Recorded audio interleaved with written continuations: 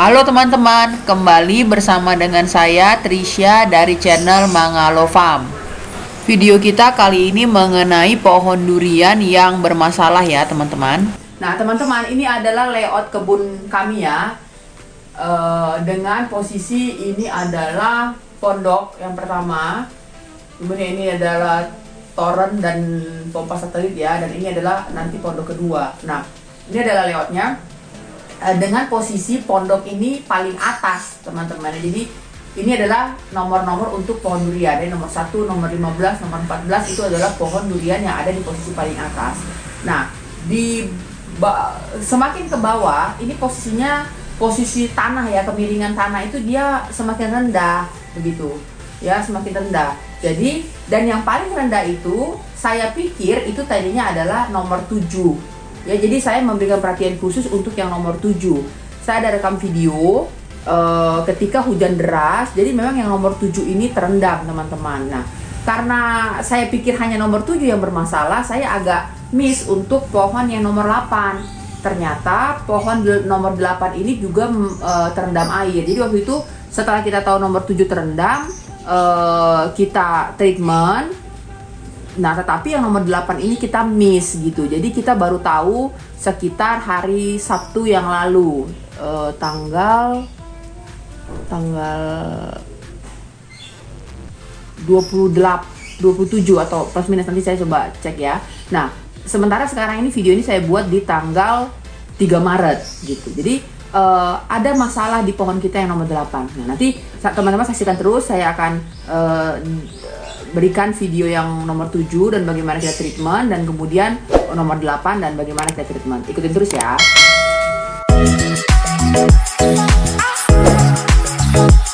Teman-teman, selain hama ataupun ulat yang menjadi masalah bagi durian, itu satu lagi ya juga ya, dan ini terjadi di perkebunan kita, yaitu jangan sampai durian itu terendam air hujan, jangan sampai terendam air begitu. Nah, ini karena lahan kita ini kan agak tinggi gitu ya, tinggi di bagian sananya tinggi, sehingga kalau hujan deras, dan itu terjadi beberapa hari yang lalu, ini durian yang ini nih kemarin tuh terendam ya, dan itu bisa berbahaya. Jadi durian yang paling ujung ini teman-teman, ini sampai terendam ya, terendam. Dan itu kita langsung kita diskusikan begitu, langsung kita sampaikan ke mentor kita. Jadi saran saya juga kalau teman-teman nanti mau bertani durian gitu ya, sebaiknya memiliki mentor yang bisa ditanyain jika ada kendala bagaimana gitu. Nah, menurut beliau kalau daun misalnya kuning atau apa itu nggak ada masalah, bisa jadi itu adalah adaptasi atau apa. Tapi kalau sampai terendam lebih dari 2 jam, nah itu mungkin bisa jadi masalah gitu untuk pertumbuhan durian. Nah, setelah kita tahu itu ya, sebelumnya sih kita nggak pernah perhitungkan itu gitu ya, tapi setelah kejadian hujan deras di daerah Jasinga ini terendam ya, ternyata sudah berkali-kali. Nah, kita harus buat solusi. Nah, kami buatkan di sini kayak selokan teman-teman ya, itu mungkin bisa lihat ya, bisa di zoom selokannya. Jadi kalau misalnya air hujan turun bisa mengalir langsung begitu. Nah, syukurnya bisa teratasi gitu ya. Jadi ini mungkin jadi tips buat teman-teman yang lain yang sedang bertanam durian. Kalau duriannya sampai terendam, jangan dibiarkan, harus dicari solusinya ya teman-teman ya. Oke, ikutin channel ini terus, terima kasih. Nah teman-teman, ini ada salah satu pohon durian kita ya, nomor 8. Nah, dia mengalami kerontokan daun. Nah, sementara tunas barunya agak terhambat ya menurut saya. Ada keluar, tetapi tidak seperti teman-teman yang lain. Kalau teman-teman yang lain lebih banyak, jadi ini seperti agak terhambat. Nah, saya sekalian mau coba cari tahu ya, ini apa yang sebenarnya terjadi dengan dia. Nah, ini saya ada pH meter, teman-teman, kita coba dulu ukur pH tanah di sekitar durian ini. Ya, kita coba.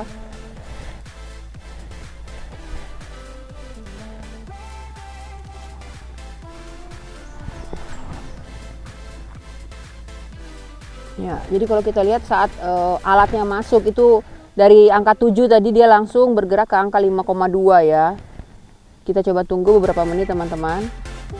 Jadi memang pH ini penting sekali ya untuk tanaman, karena terbukti dibanding dengan teman-teman yang lain, tadi saya sudah cek beberapa pohon, pH-nya berkisar antara 6,4, 6,5 begitu. Jadi ini salah satu yang pH-nya sangat rendah dibanding dengan teman-temannya yang lain.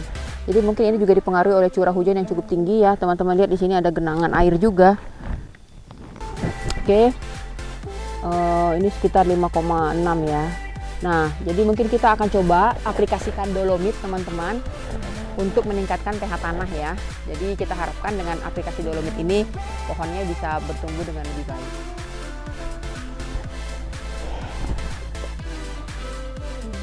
Dolomit yang saya gunakan saat ini, saya ada dolomit cair teman-teman ya. Dolomit yang padat itu saya lagi kehabisan stok di kebun, yang tersisa hanya ini, jadi saya coba pakai yang ada ya ini. Kita lihat di sini, karena hanya untuk satu pohon saja, kita akan lakukan pencampuran sedikit aja. Di sini dikatakan 250 ml dicampurkan dalam 20 liter air. Sementara kita tidak akan buat untuk banyak, hanya untuk satu pohon ini atau mungkin beberapa temannya yang lain. Saya akan coba cek satu-satu pH-nya. Jadi kalau misalnya kita buat untuk sekitar 5 literan air, dia akan membutuhkan sekitar 60 ml ya. Kita coba buat ya teman-teman. Ini ada sendok obat, yaitu sekitar 15 ml. Jadi kita butuh 4 kali.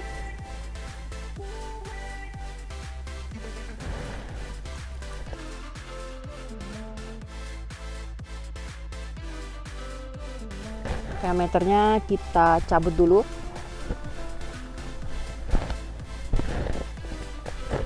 pH meter tipe ini tidak bisa digunakan untuk cairan ya teman-teman. Jadi pH meternya khusus, ini hanya digunakan untuk tanah saja. Kalau enggak nanti pH meternya bisa rusak.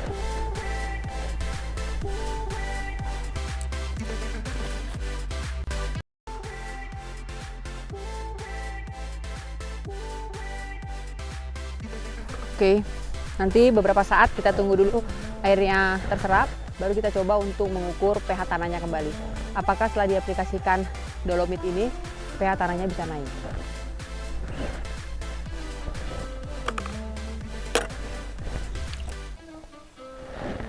Nah teman-teman, setelah kita tunggu beberapa waktu ya, kita coba ukur lagi pH tanahnya.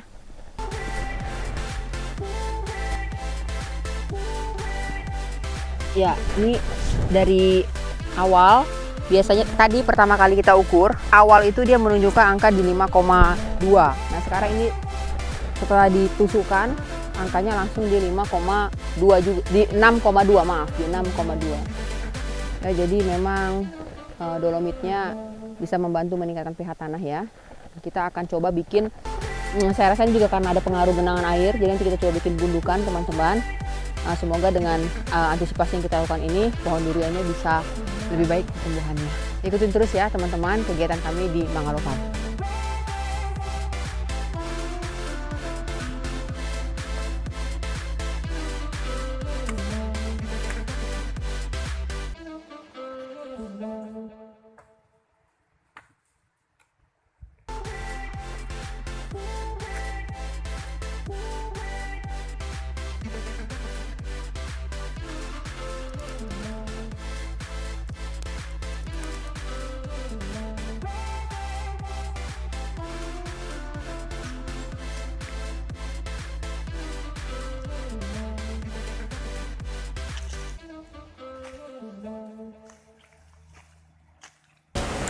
Teman-teman, kalau dipikir sebenarnya biaya membuat selokan lebih besar dibandingkan dengan harga bibit.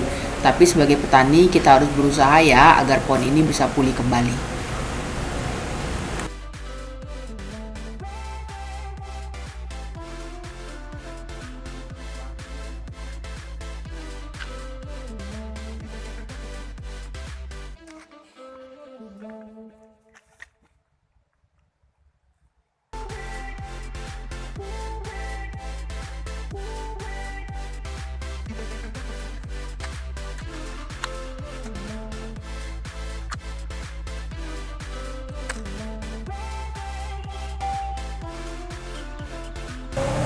Nah, ini adalah kondisi pohon nomor 8 per 3 Maret 2021. Tadi siang ya, teman-teman. Sepertinya sudah lebih membaik dari tanggal 2 kemarin. Ya, tapi kita tetap lihat ya. Mudah-mudahan dia dapat segera pulih dan dapat segera tumbuh tunas yang baru. Nah, kalau ini adalah pohon yang nomor 7 yang awalnya duluan terendam tetapi segera dibuatkan selokan. Nah, pohon ini relatif lebih sehat dibanding dengan pohon nomor 8 tadi. Nah, teman-teman, mudah-mudahan teman-teman yang berniat untuk menanam durian bisa belajar dari kesalahan kami. Jadi, kita harus memperhatikan kondisi lahan ya, khususnya kemirikan lahan pada saat kita menanam. Jika memang pohon tersebut ditaruh di tempat yang sekiranya tergenang air, maka sebaiknya segera dibuatkan selokan agar apabila hujan terjadi, air dapat segera mengalir dan pohon kita tidak terendam. Terima kasih sudah mengikuti kegiatan kami hari ini. Sampai ketemu di video selanjutnya.